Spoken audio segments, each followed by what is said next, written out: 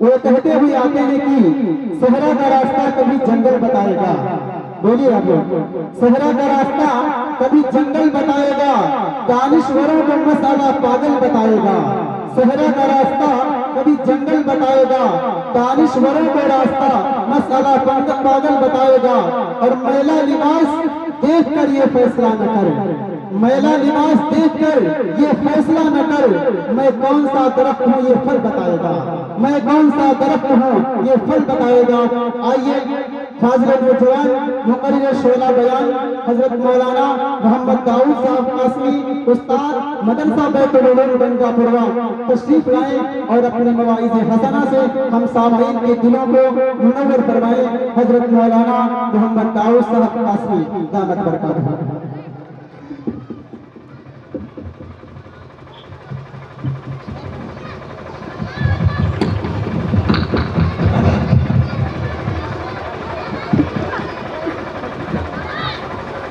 السلام علیکم ورحمۃ اللہ وبرکاتہ.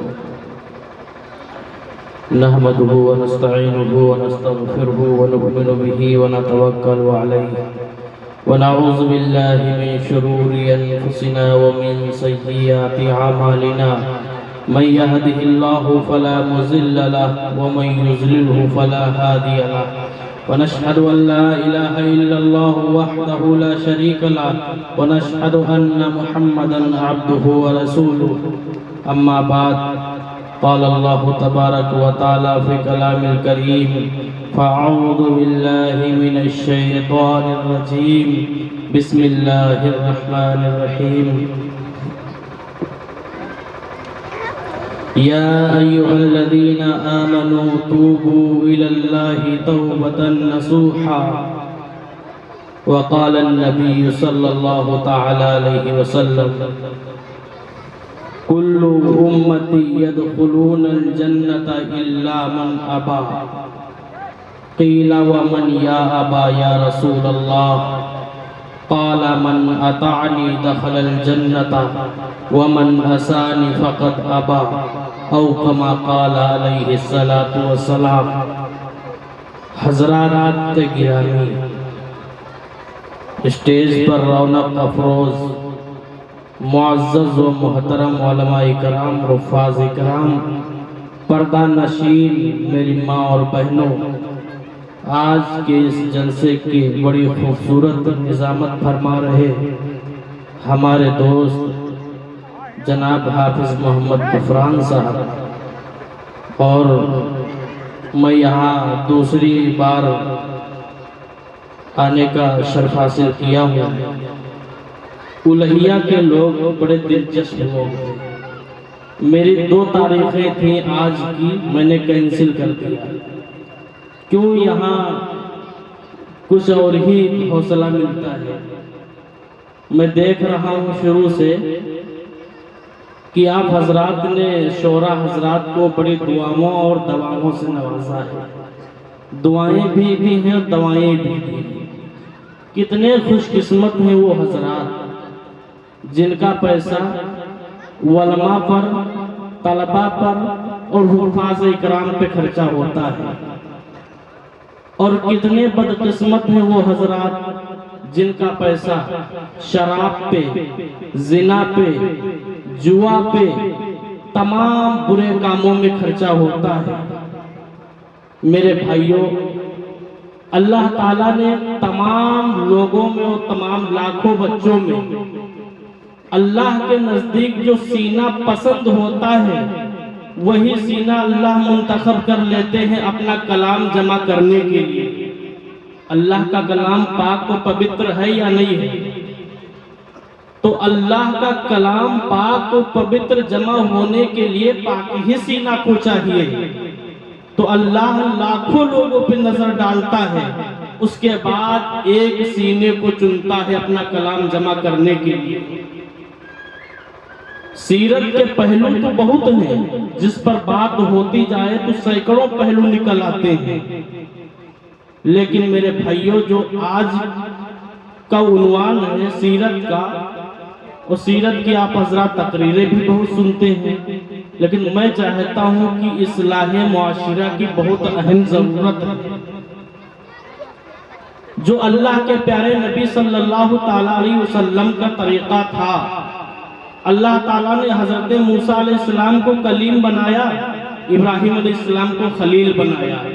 یعنی تمام انبیاء کو کسی نہ کسی عہدے سے نوازا گیا.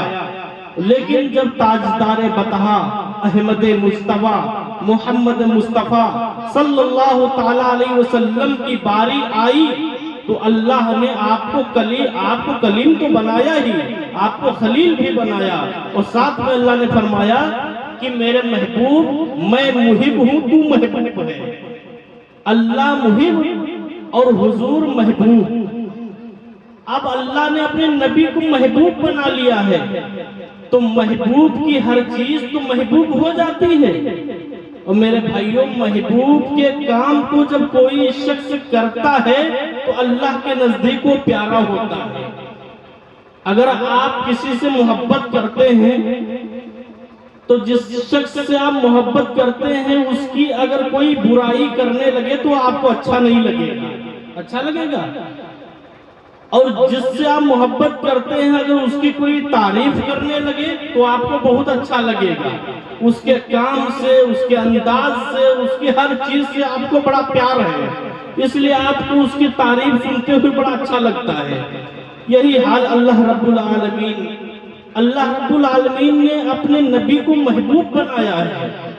تب جب کوئی بندہ اللہ کے پیارے نبی کی تعریف کرتا ہے تو اللہ بڑی غور کے ساتھ سنتا ہے. حالانکہ اللہ تو ہمارے دلوں سے بھی زیادہ قریب ہے. جب کوئی میرے نبی کی تعریف کرتا ہے تو اللہ کہتا ہے میں بڑے غور سے سنتا ہوں. اور جب کوئی محبوب کے کام کو کرتا ہے، محبوب کے طریقوں کو اپنی زندگی میں داخل کرتا ہے تو اللہ اس کو اپنی نظر رحمت سے دیکھتا ہے. میرے بھائیوں، اللہ کے پیارے نبی صلی اللہ تعالیٰ علیہ وسلم کا ایک طریقہ ہماری زندگی کے لیے نمونہ ہے. اللہ نے فرمایا النبی اولا بالمؤمنین، کہ میرا نبی ایسا مرتبہ والا نبی ہے کہ ہر چیز سے بہتر، تمہارے مال سے بہتر، جان سے بہتر، اولاد سے بہتر، ساری محبت کرنے والی تمام چیزوں سے بہتر. جب تک میرا نبی تمہارے نزدیک محبوب نہ ہو جائے تب تک تم میں کوئی ایمان والا نہیں ہو سکتا. اللہ تعالیٰ نے فرمایا. میرے بھائیوں، اللہ تبارک و تعالیٰ نے آپ کی ایک ہی چیز ہماری زندگی کے لیے نمونہ بنائی ہے. حضرات صحابہ کرام نے حضرت عائشہ صدیقہ رضی اللہ تعالیٰ عنہ سے پوچھا کہ اماں جان آقا کی شان بیان کرو. تو اماں عائشہ صدیقہ رضی اللہ تعالیٰ عنہ نے فرمایا کیا تم لوگ قرآن نہیں پڑھتے؟ لوگوں نے فرمایا کہ پڑھتے ہیں. تو عائشہ صدیقہ نے فرمایا قرآن کھولو، قرآن کے ہر صفحے پر، قرآن کے ہر پارے پر، قرآن کے ہر لفظ پر حضور کا حسن بکھرا پڑا ہے، حضور کا جلوہ پڑا ہے. میرے بھائیوں، حضور کی جو سیرت ہے ایک گہرا سمندر ہے. اللہ نے فرمایا کہ میرا نبی جیسے میں لوگوں کو کہتا ہوں برب الناس کہ میں لوگوں کا رب ہوں، آپ کے لیے بھی میں کہتا ہوں یا ایھا الناس، اے نبی تم لوگوں کو بتا دو، کہہ دو یا ایھا الناس انی رسول اللہ علیکم جمیعا، کہ میں ساری کائنات کے لیے رسول بنا کر بھیجا گیا ہوں. لیکن بات کیا ہے میرے بھائیوں، اس بات کا ہم سمجھ میں نہیں آتا. لَقَدْ كَانَ لَكُمْ فِي رَسُولِ اللَّهِ أُسْوَةٌ حَسَنَةٌ، ہر بار میں ہم پڑھتے ہیں، تلاوت کرتے ہیں، قرآن پاک میں پڑھتے ہیں. जलसों में पढ़ते हैं, मिलादों में पढ़ते हैं, हर वक्त लक़द काना लकुम फी रसूलिल्लाहि उस्वतुन हसना पढ़ते हैं, लेकिन कभी क्या इसके मानों पे, इसकी तफसीर पे गौर किया कि ये कुरान हमसे चाह क्या रहा है? ये कुरान का छोटा सा टुकड़ा है और इसके अंदर माने कितने बंद हुए हैं, ये हमसे क्या चाह रहा है? आज रबीउल अव्वल है और आज रबीउल अव्वल के मौके पे ये प्रोग्राम रखा गया है। अल्लाह के प्यारे नबी सल्लल्लाहु ताला अलैहि वसल्लम जब पैदा हुए थे तो मेरे नबी की पैदाइश पर, मेरे नबी की विलादत पर सगा चचा अबू लहब 100 ऊंट कुर्बान कर देने वाला अबू लहब था। अबू लहब मक्के का था, अबू लहब खूबसूरत था, अबू लहब हुजूर का चचा था, अरबी जबान जानता था, लेकिन क्या वो जन्नत में चला गया? नहीं गया। कुरान ने कहा तब्बत यदा अबी लहब व तब, ऐ अबू लहब तू तबाह व बर्बाद हो जा। तो पता चला कि नबी का चचा होना, नबी का बाप होना, नबी का भाई होना ये कोई निस्बतें नहीं।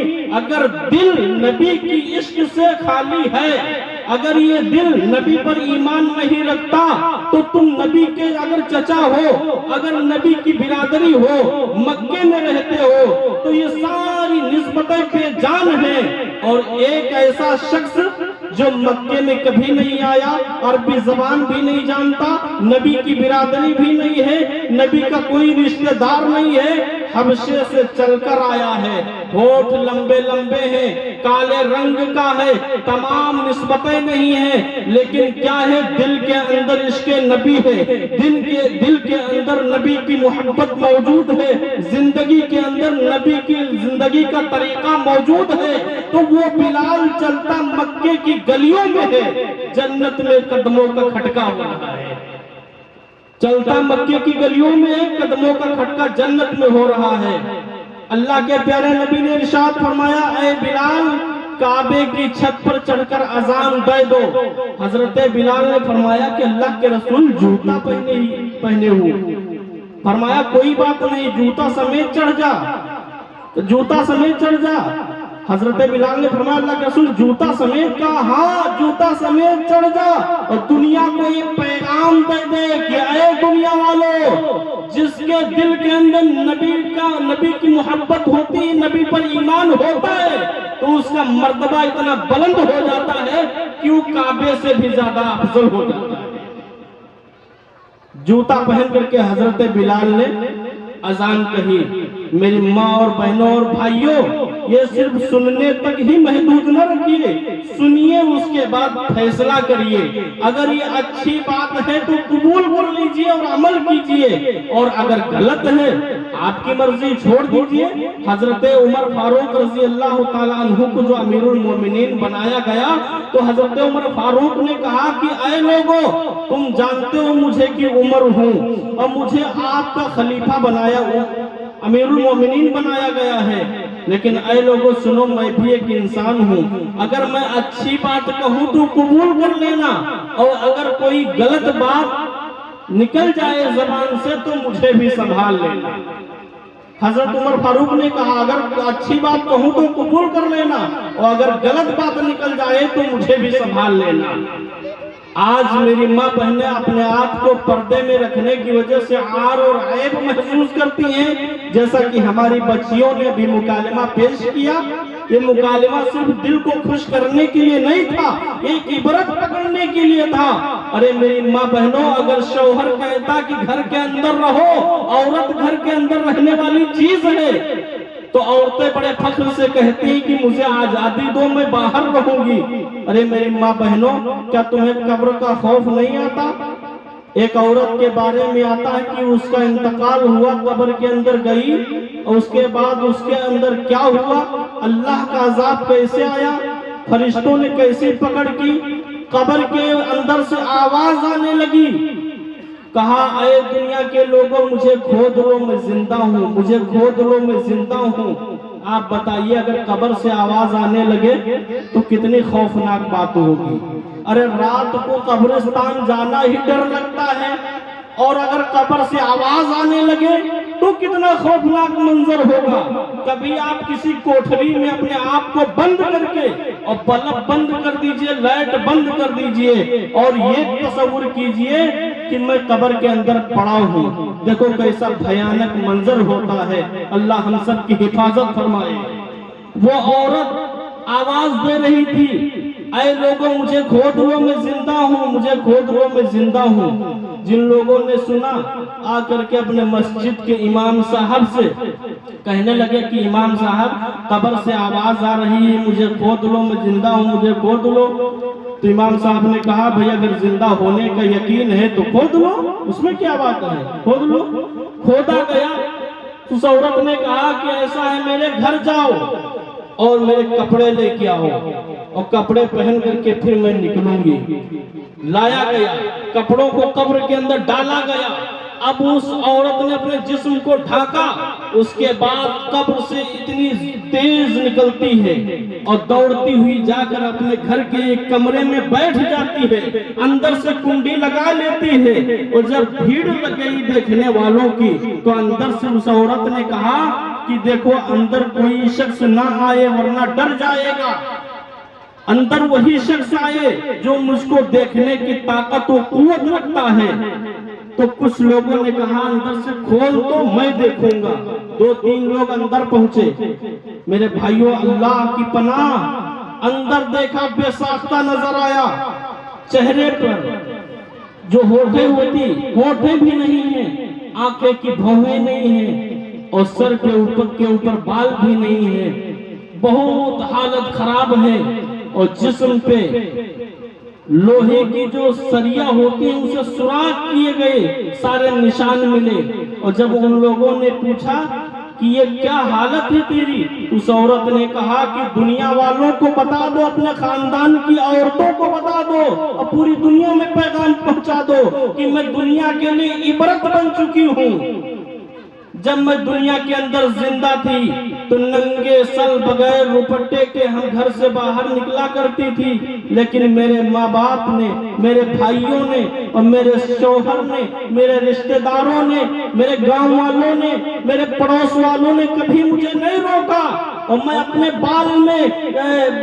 بال میں تیل خوشبودار لگا کر کے اس لیے نکلا کرتی تھی تاکہ لوگ مجھ کو دیکھیں اور میری طرف مائل ہو جائیں۔ اور اس کے بعد جب میں قبر کے اندر پہنچی تو فرشتوں نے ایک ایک بال اکھاڑ لیا اور اس طریقے سے اکھاڑا کہ بال کے ساتھ چمڑی بھی ادھڑ گئی۔ اس کے بعد ان لوگوں نے پوچھا تیری ہونٹیں کیا ہوئی، تو اس عورت نے جواب دیا کہ اے لوگوں سنو، میں اپنے ہونٹوں پہ لپسٹک لگا کر کے اس لیے نکلا کرتی تھی تاکہ لوگ مجھے دیکھیں اور مجھے اچھی کہیں، مجھے خوبصورت کہیں، مجھے میری خوبصورتی کی داد دیں، اس لیے میں دوسروں کو دکھانے کے لیے لپسٹک لگا کے نکلا کرتی تھی۔ اس کا انجام یہ ہوا کہ فرشتوں نے میری ہونٹوں کو لوہے کی کینچیوں سے کاٹ لیا، وہ آگ کی کینچیاں تھیں۔ میرے بھائیوں اس کے ہاتھوں کے ناخن نکلے ہوئے تھے، پیروں کے ناخن نکلے ہوئے تھے، اس کا انگ انگ کوچا ہوا تھا۔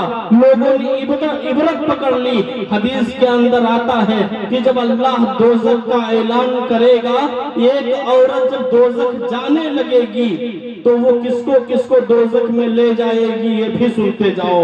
وہ ایک پہلے اپنے باپ کو پکڑے گی، اس کے بعد اپنے بھائی کو پکڑے گی اور اس کے بعد اپنے بڑے بیٹے کو پکڑے گی، اس کے بعد اپنے شوہر کو پکڑے گی۔ اب اللہ فرمائے گا، اللہ تو سب کچھ جانتا ہے، اے عورت ان 4 آدمیوں کو تو دوزخ میں کیوں لے کے جا رہی ہے؟ حالانکہ تیرے لیے تو دوزخ متعین ہو گئی ہے، وہ 4 کو ساتھ میں کیوں لے کے جا رہی ہے؟ وہ عورت کہے گی پروردگار عالم میں ان کی بیٹی ہوں، یہ میرے باپ ہیں، جب میں بے پردہ گھر سے نکلا کرتی تھی تو ان کی پوری ذمہ داری تھی کہ مجھے روکتے، اور یہ میرے بھائی ہیں، اگر باپ نے نہیں روکا تھا تو یہ بڑے بھائی کی ذمہ داری تھی کہ مجھے بے پردگی سے روکتے، لہٰذا انہوں نے بھی نہیں روکا۔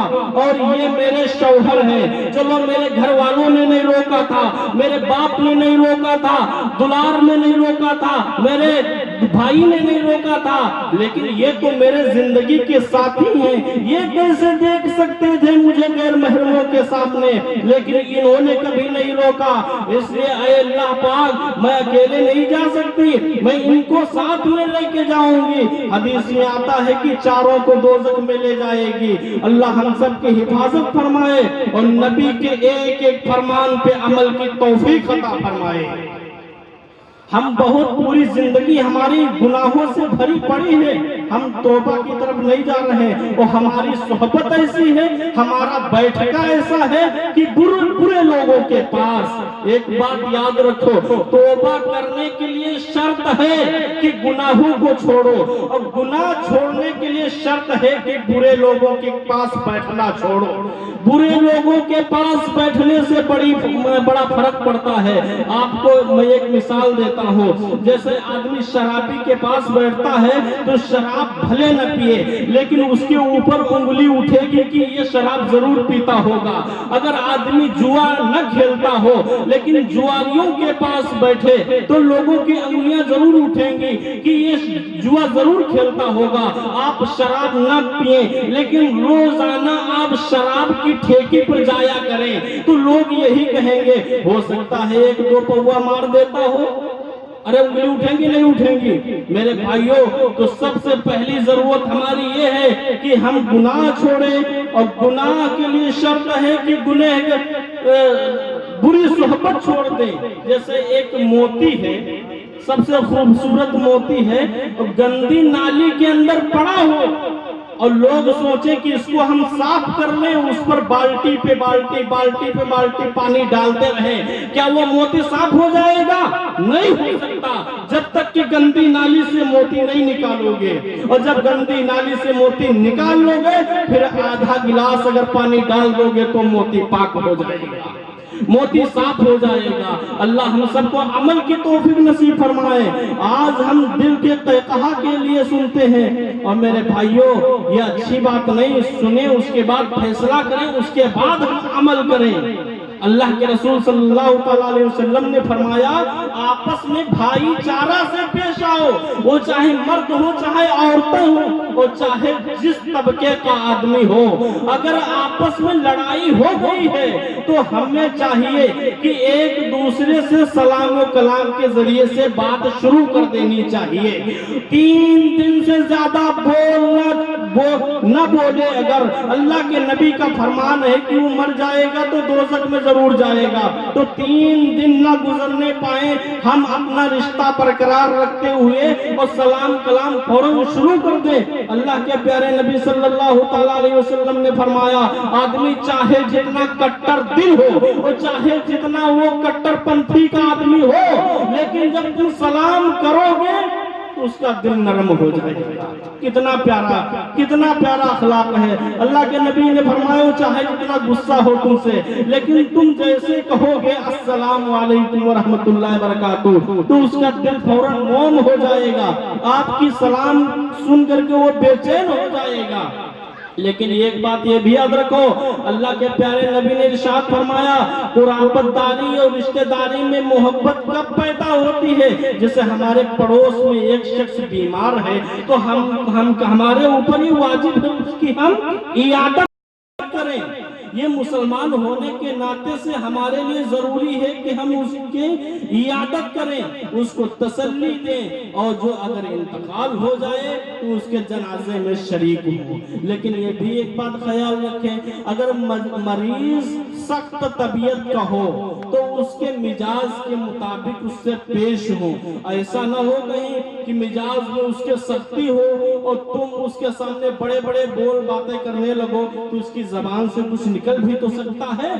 एक आदमी एक जगह था तो बहरा आदमी था, और बहरा आदमी सोचता है जैसे मुझे सुनाई नहीं देता है तो सामने वाले को भी नहीं सुनाई देता है। ऐसा होता है नहीं होता है? उनके पड़ोस में एक साहब बीमार थे तो बहरे साहब ने सोचा कि वो फला साहब शायद बीमार हैं, लोग उन्हीं की इयादत करने जा रहे हैं। अच्छा, अगर मैं जाऊंगा तो वहां क्या कहूंगा, क्योंकि मैं तो बहरा हूँ। चलो अच्छा मैं यही सोच लेता हूँ। सोच लिया, کہا میں جاؤں گا تو کہوں گا السلام علیکم ورحمۃ اللہ وبرکاتہ، آپ ٹھیک ہیں؟ تو وہ یہی کہے گا ہاں اللہ کا شکر ہے ٹھیک ہے، تو میں کہہ دوں گا بہت اچھا۔ اور اس کے بعد میں کہوں گا کہ بھائی صاحب کھانے میں کیا کھا رہے ہیں؟ تو وہ یہی کہے گا کہ ہلکی پھلکی غذا جو ڈاکٹر نے بتائی ہے وہی کھا رہا ہوں۔ تو میں کہہ دوں گا کہ بھائی صاحب کھاتے رہیے، یہ آپ کے لیے اچھی غذا ہے۔ اس کے بعد میں کہوں گا بھائی صاحب جس بستر پہ آپ لیٹے ہیں آرام دہ ہے، کوئی تکلیف تو نہیں ہے؟ وہ کہیں گے ہاں آرام دہ اللہ کا شکر ہے۔ میں کہہ دوں گا بہت اچھی بات ہے اور لیٹے رہو۔ اس کے بعد میں کہوں گا کس ڈاکٹر کا علاج چل رہا ہے؟ تو وہ یہی کہہ دیں گے کہ جو علاقے میں سب سے مشہور آدمی ہیں انہی کا علاج چل رہا ہے۔ میں کہہ دوں گا وہ اچھے ڈاکٹر ہیں، انہی سے علاج کروانا۔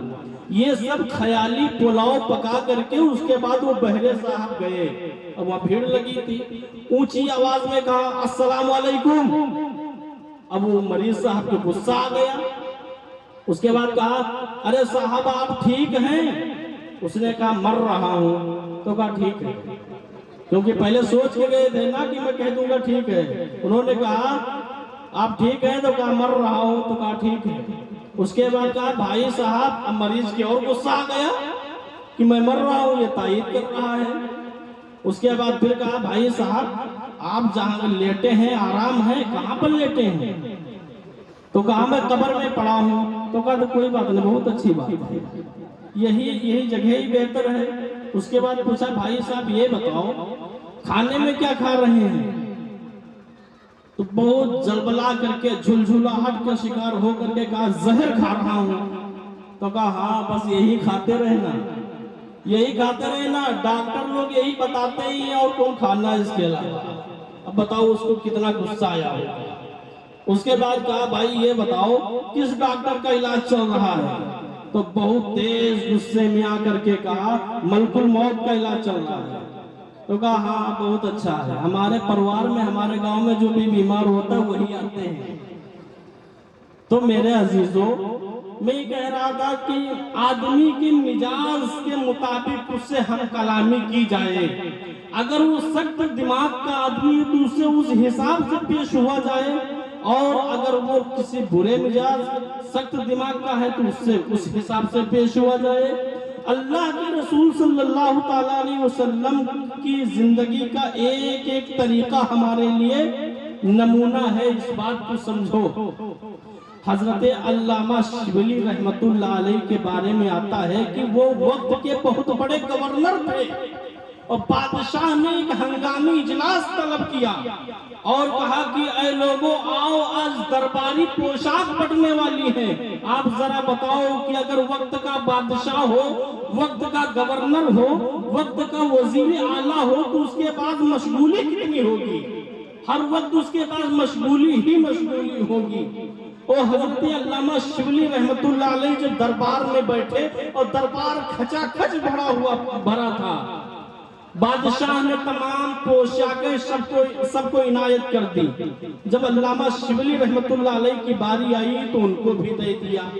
اس کے بعد جب حضرت علامہ شبلی کے دے دیا اور شبلی رحمت اللہ علیہ کے چھینک آ گئی، تو جو چھینک ہوتی ہے حضرت مولانا نے وہ چھینک میں جو پانی نکل آیا تو اپنے آستین کے دامن میں صاف کر لیا جو پوشاک بادشاہ نے عنایت کی تھی۔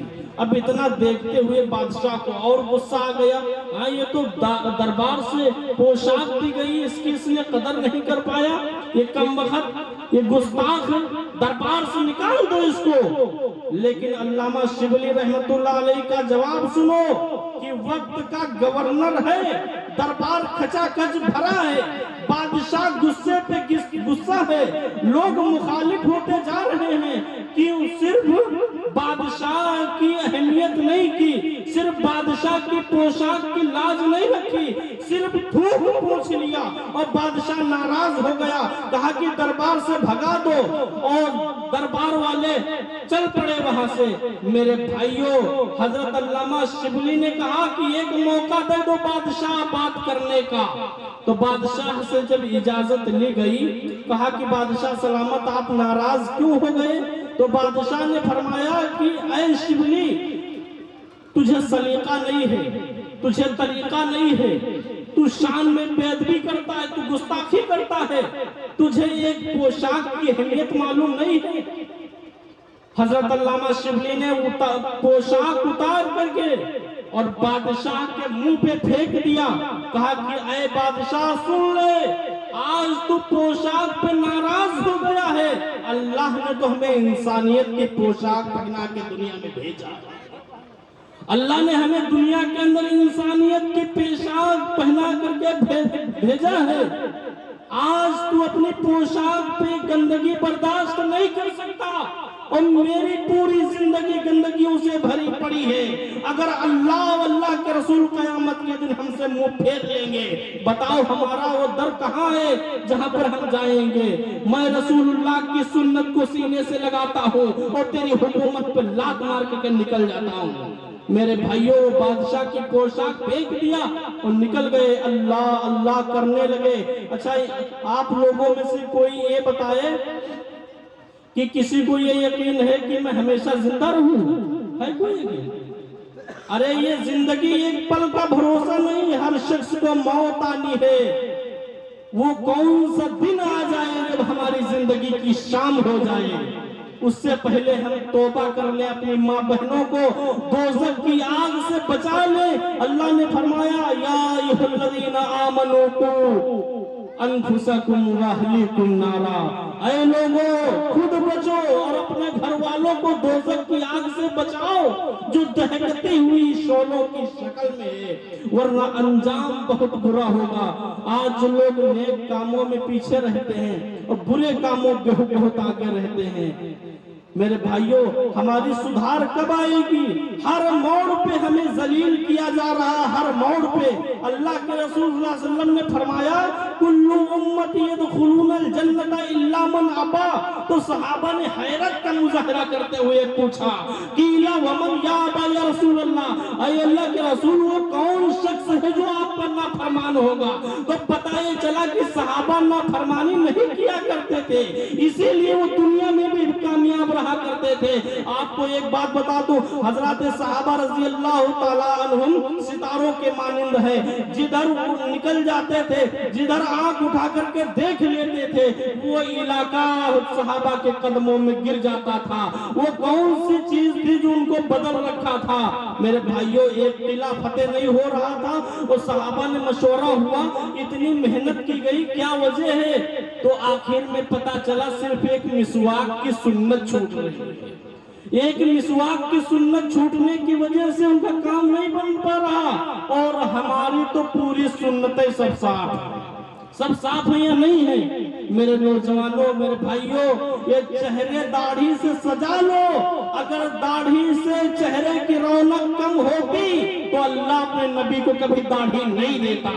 اگر گھر میں بیٹیاں پیدا ہونے سے گھر کی رونق جاتی، میرے بھائیوں، اللہ اپنے نبی کو 4 بیٹیاں نہ دیتا۔ اگر بیٹیاں ہونے سے گھر میں غریبی آتی تو میرے آقا صلی اللہ تعالیٰ علیہ وسلم کے گھر میں بیٹیاں نہ ہوتی۔ پتہ یہ چلا کہ غریبی کا آنا اللہ کی رحمت ہے، اللہ جس سے خوش ہوتا ہے اسی کے ہاں غریبی آتی ہے۔ لوگ آج سمجھتے ہیں کہ میں غریب ہوں، لوگ غریب سمجھتے ہیں اپنے آپ کو۔ میرے بھائیوں، مالداری کا ایک نسخہ آپ کو بتا دیں کہ دنیا میں بھی ہم مالدار ہو جائیں گے اور آخرت میں بھی مالدار رہیں گے۔ اللہ سے تجارت کرنا سیکھو، اللہ سے تجارت کرنا سیکھو، دنیا میں بھی کامیاب رہو گے، آخرت میں بھی کامیاب رہو گے۔ بنی اسرائیل میں ایک شخص تھا، وہ بہت غریب تھا، بہت غریب تھا، اس کے گھر کی حالت بہت خستہ حال تھی۔ اس نے دل میں سوچ رکھا تھا کہ موسیٰ علیہ السلام ملے تو شکایت کرے۔ موسیٰ علیہ السلام چونکہ وقت کے نبی تھے، اور جب ملے تو اس شخص نے کہا کہ اے موسیٰ علیہ السلام، آپ اللہ کے کلیم ہیں، آپ اللہ سے باتیں کرتے ہیں، اللہ کے پاس جائیں اور میرا یہ سوال اللہ کی بارگاہ میں رکھیں کہ اللہ نے میری زندگی میں جتنا رزق لکھا ہے ایک بارگی میں مجھے دے، میں ایک بارگی میں میں لینا چاہ رہا ہوں، بار بار نہیں لوں گا۔ حضرت موسیٰ علیہ السلام نے کہا ٹھیک ہے میں کہہ دوں گا۔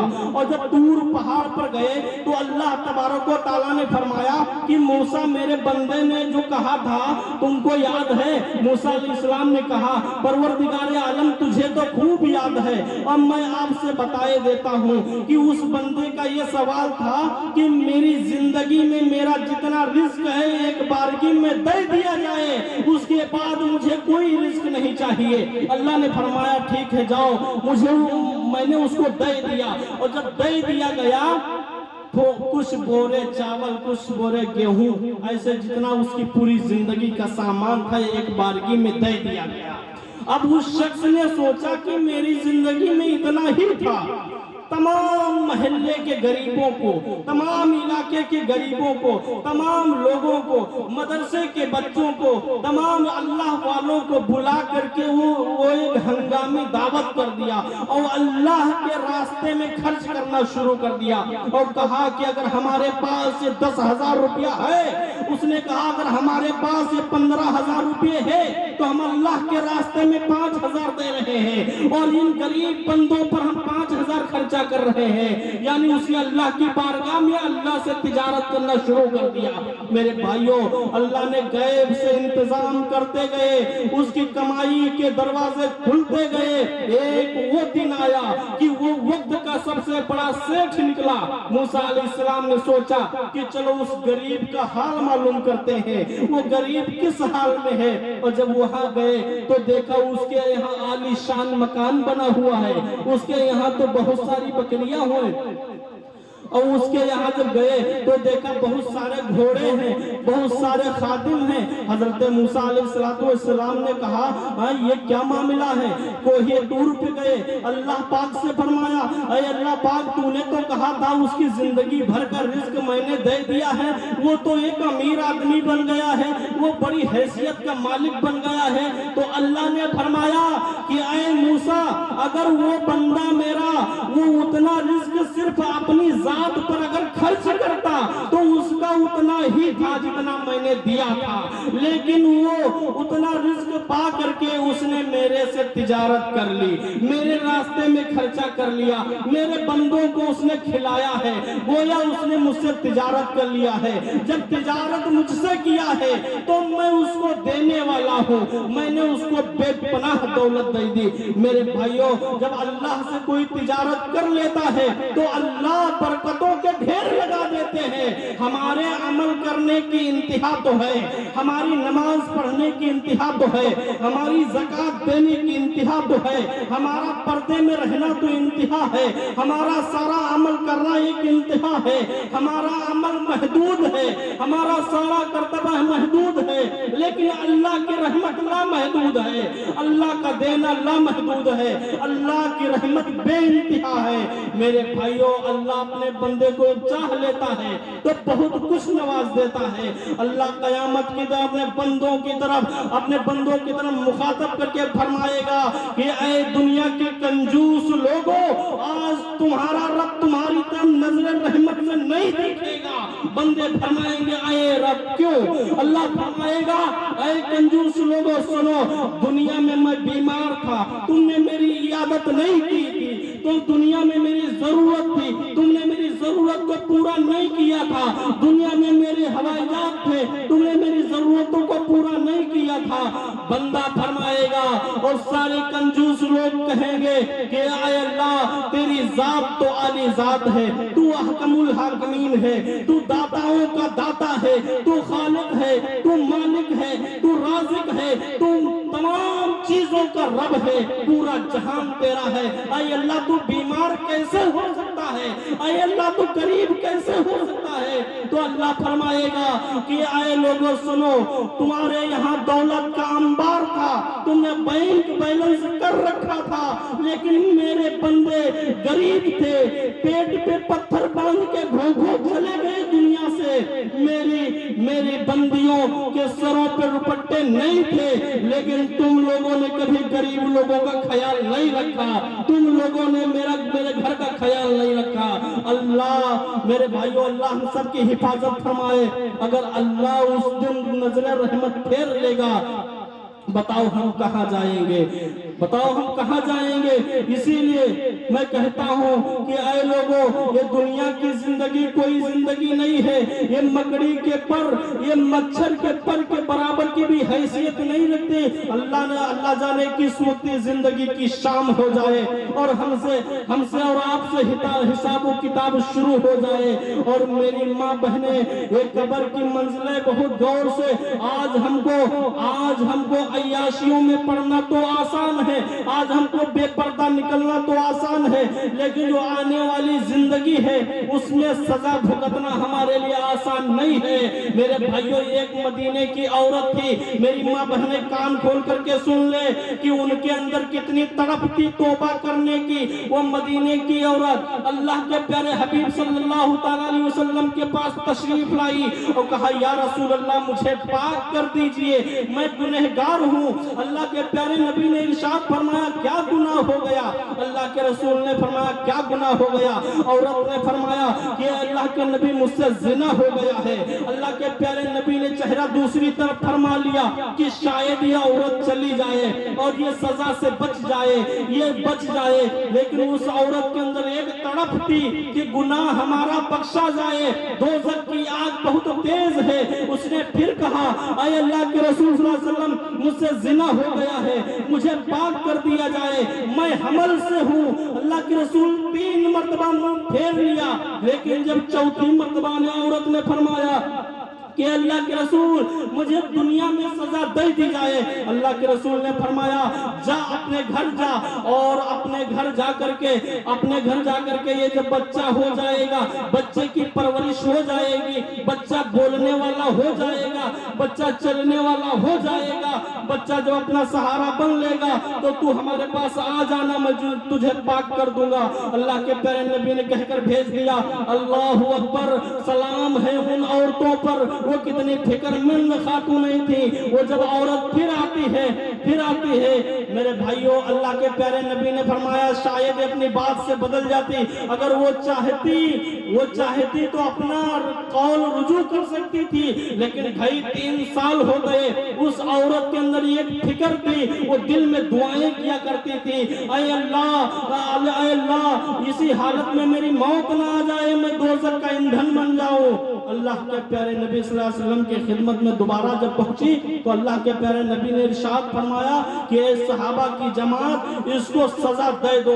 उसने कहा कि अल्लाह के रसूल, मैं चाह रही हूँ कि मुझसे जिना हो गया है, मैं ये चाह रही हूँ कि आज दुनिया के सामने जब मुझे सजा दी जाएगी तो मैं जलील हो जाऊंगी, मेरा खानदान जलील हो जाएगा, मेरे पड़ोस वाले जलील हो जाएंगे, मेरा गांव जिल्लत का सबब बन जाएगा, लेकिन अल्लाह मुझसे दोज़ख की आग से बचा लेगा। मेरी माँ बहनों, अगर हमसे गुनाह हो गए हैं, हम गुनाहों में लबरेज हैं, अल्लाह के रसूल ने फरमाया कि वो औरत पे रहमत के फरिश्ते और तमाम जन्नत की हूरें लानत फरमाती हैं। अल्लाह के रसूल ने फरमाया कि जब मियाँ बीवी पास बैठते हैं और मियाँ अपनी औरत की तरफ मोहब्बत की नजर से देखता है और बीवी अपने शौहर को मोहब्बत की नजर से देखती है, तो अल्लाह उन दोनों को रहमत की नजर से देखते हैं। मेरे भाइयों, आप एक बात बताइए, आज हमसे अगर किसी से लड़ाई हो जाए, हमारी माँ बहनों से लड़ाई हो जाए, तो वो एक दूसरे को माफ करना नहीं जानती हैं। आप ये बताइए कि अल्लाह के रसूल सल्लल्लाहु अलैहि वसल्लम के ऊपर वो कौन सी मुसीबत है जो आई ना हो। मक्कतुल मुकर्रमा वो जगह है जहां मेरे नबी ने 53 साल गुजारे हैं। सबको मालूम 53 साल मेरे नबी मक्का मुकर्रमा में गुजारे हैं, और मक्का में मेरे आका के ऊपर वो कौन सी तकलीफ है जो ना आई हो। मक्का वही जगह है जहां अबू जहल ने ऊंट की ओझरी रखी थी। मक्का वही जगह है जहां लोगों ने रास्ते में कांटे बिछाए थे। मक्का वही जगह है जहां तमाम औरतों ने सर पे मेरे नबी के कूड़ा डाला था, और जब मेरे नबी मक्का से हिजरत करके मदीना जा रहे थे तो काबे का गिलाफ पकड़ करके मेरे आका रो रहे थे कि आए अल्लाह, ये 53 साल तेरा नबी, 53 साल मैं इस मक्के में रहा हूँ, आज मैं अपना میں اپنا وطن چھوڑنے پہ مجبور ہے۔ اے اللہ، یا اللہ، آج یہ محمد مکہ سے نکل رہا ہے، یہ مکہ والے رہنا دو بھر کر رہے ہیں۔ اللہ کے پیارے نبی صلی اللہ تعالیٰ علیہ وسلم مکہ سے نکل رہے۔ بتاؤ اگر گاؤں سے کوئی بھگانے لگے، پوری زندگی گاؤں میں رہو، اگر گاؤں سے کوئی بھگانے لگے، دل پہ ہاتھ رکھ کے سوچو، آپ اس وقت ایک ایک درخت کو دیکھ کر کے روئیں گے کہ خدا جانے یہاں حاضری ہو یا نہ ہو۔ آج آپ ایک ایک ذرے کو دیکھ کر کے روئیں گے، اور میرے نبی کے دل پہ کیا بیتا ہوگا کہ مکہ والوں نے ایک تو ظلم و ستم کی حدیں پار کر دی، اور آج مکہ والے وہاں سے ہجرت کرنے پہ مجبور کر رہے ہیں۔ لیکن میرے بھائیوں، اللہ کے رسول صلی اللہ علیہ وسلم اور مدینہ آ گئے۔ اب مدینہ میں چاہیے تو یہ تھا کہ اللہ کے رسول صلی اللہ علیہ وسلم کا غلبہ ہو گیا تھا، سارے ایمان والے اللہ کے رسول پہ ایمان لائے تھے، آپ کے شیدائی بن چکے تھے۔ اللہ کے رسول صلی اللہ علیہ وسلم کے پاس بھاری فوج تھی اور مکہ کی طرف روانہ ہو گئے۔ آج اللہ کے رسول کا یہ پیغام سنو، بھاری فوج کے ساتھ مکہ المکرمہ روانہ ہو گئے، لیکن دنیا والوں کو اللہ کے نبی نے پیغام دے دیا کہ مصطفیٰ کا پیغام ہے کہ انتقام نہیں لیا جاتا ہے، معاف کرنا سیکھو۔ اگر اللہ کے رسول چاہ لیتے تو ایک ایک آدمی سے پکڑ کے بدلہ لے سکتے تھے۔ آج مکہ مکرمہ میں ہلچل مچی ہوئی ہے کہ مصطفیٰ اپنا قافلہ لے کر روانہ ہو چکے ہیں، آج محمد آ رہے ہیں، آج محمد اپنا وہ بدلہ لیں گے جو اونٹ کی وزری رکھی گئی تھی، آج وہ بدلہ لیں گے جو سر پہ کوڑا ڈالا گیا تھا، آج وہ محمد بدلہ لیں گے جو رستوں میں کانٹے بچھائے گئے تھے، آج وہ بدلہ لیں گے جو رستے میں گڑھا کھودا گیا تھا۔ آج مکے کا ایک ایک آدمی کا عورتیں رو رہی تھی، لیکن اللہ کے پیارے نبی صلی اللہ علیہ وسلم کا اخلاق دیکھو کہ اتنی تکلیفوں کے باوجود اللہ کے پیارے نبی نے کہہ دیا کہ اے میرے قافلے کے لوگوں، کوئی مکہ والوں پہ انگلی نہیں اٹھائے گا، وہ میرا گاؤں تھا، وہ میرا شہر ہے، وہ میری رہائش گاہ تھی، آج مکہ والوں پہ کوئی انگلی نہیں اٹھائے گا، وہ میرے اپنے ہی ہیں۔ اے لوگوں، ایک سردار محمد صلی اللہ تعالی علیہ وسلم کے قافلے میں موجود تھا، اور ایک اسلامی فوج کا کمانڈر جس کے ہاتھ میں اسلامی جھنڈا تھا، وہ آگے جا رہے تھے، اور جب مکہ مکرمہ پہنچے انہوں نے بلند آواز سے کہہ دیا نعرہ تکبیر، جیسے آواز لگائی اللہ کے رسول صلی اللہ تعالیٰ علیہ وسلم سے وہ مکے کا سردار کہنے لگا، اے اللہ کے رسول، دیکھو آپ کا صحابی جس کے ہاتھ میں اسلامی پرچم ہے، دیکھو مکہ والوں کو ڈرانے کے لیے نعرے تکبیر لگا رہے ہیں۔ اللہ کے پیارے نبی نے فرمایا کہ اے لوگوں، جا کر کے میرا فرمان اس کو سنا دو کہ تم کو تمہارے عہدے سے معزول کیا جاتا ہے، آج مکہ والوں کو ڈرنے کی ضرورت نہیں ہے۔ اور جس وقت اللہ کے پیارے نبی مکہ میں داخل ہوئے تو کوئی مسجد حرام کے اندر نماز پڑھ رہا ہے، کوئی قرآن کی تلاوت کر رہا ہے، کوئی اللہ اللہ کر رہا ہے، کہ کوئی دعا کر رہا ہے۔ اللہ کے رسول نے فرما دیا کہ اے مکہ کے لوگوں، آج جو مسجد حرام میں داخل ہو جائے گا اس کو بھی امن ہے، آج جو کعبے کے اندر آ جائے گا اس کو بھی امن ہے، آج جو ابو سفیان کے گھر داخل ہو جائے گا اسے بھی امن ہے۔ اور مکہ کے کچھ لوگ باہر نکل گئے کہ شاید محمدی قافلہ ہمارے اوپر حملہ نہ کر دے، لیکن میرے آقا نے ارشاد فرمایا کہ اے لوگوں، نہ یہ مصطفیٰ کا طریقہ نہیں ہے۔ مصطفیٰ نے جب طائف میں پتھر کھائے تھے تو بد دعا کا لفظ نہیں نکالا تھا، جبکہ طائف کے وہ پہاڑ کے فرشتے بھی آ گئے تھے۔ اللہ کے پیارے نبی نے نبی سے کہا تھا کہ اے میرے آقا، آپ کا جسم لہو لہان ہو گیا ہے، طائف والوں نے آپ کا جسم خون آلود کر دیا ہے، اگر آپ کا حکم ہو تو طائف کا جو شہر ہے ان دونوں پہاڑوں کے درمیان واقع ہے، اگر آپ کا حکم ہو دونوں پہاڑوں کو آپس میں ٹکرا دوں اور شہر والوں کا قیمہ کر دوں۔ لیکن اللہ کے پیارے نبی نے ارشاد فرمایا تھا، میں کیوں ان کے حق میں قہر الہی کی دعا مانگوں، میں کیوں ان کے حق میں قہر الہی کی دعا مانگوں؟ بشر ہیں بے خبر ہیں کیوں تباہی کی دعا مانگوں؟ میرے بھائیوں اسی لیے میں کہتا ہوں کہ نام سرکار کا لیتا ہوں، بس اسی نام سے میرے گھر میں رحمت ہوگی۔ نام سرکار کا لیتا ہوں، بس اسی نام سے میرے گھر میں رحمت ہوگی۔ ایک تیرا نام وسیلہ ہے میرے رنج و غم میں، اسی نام سے راحت ہوگی۔ یہ سنا ہے کہ بہت دور اندھیری ہوگی، قبر کا خوف نہ رکھنا اے دل، وہاں سرکار دو عالم کی زیارت ہوگی۔ میرے بھائیوں تو ساری باتوں کا نچوڑ یہ ہے کہ آپس میں بھائی چارہ پیدا کریں، اور کسی سے اگر جھگڑا ہو جائے تو 3 دن سے زیادہ اس سے بولنا نہ چھوڑیں، فوراً سلام و کلام کے ذریعے سے فوراً بول چال شروع کر دینا چاہیے۔ دوسری بات، جو آپ کا مدرسہ ہے اس کو خوب خیال رکھو، یہ تمہارے دین کے محافظ قلعے ہیں اور تم اس کے پہرے دار ہو۔ میرے بھائیوں اس کے بارے میں اللہ تم سے قیامت کے دن سوال و جواب فرمائے گا، تم سے جواب طلب کرے گا، اللہ سوال کرے گا اور تم اس کے بارے میں جواب دو گے۔ تو سب سے پہلے اس مدرسے کی ضرور نگرانی کریں، وہ اس میں خرچہ کریں، وہ چاہے میری ماں بہنیں ہوں اور چاہے میرے بھائیوں ہوں۔ میرے بھائیوں، غم حیات کے سائے محیط نہ کرنا، یا رب کسی غریب کو دل کا غریب نہ کرنا۔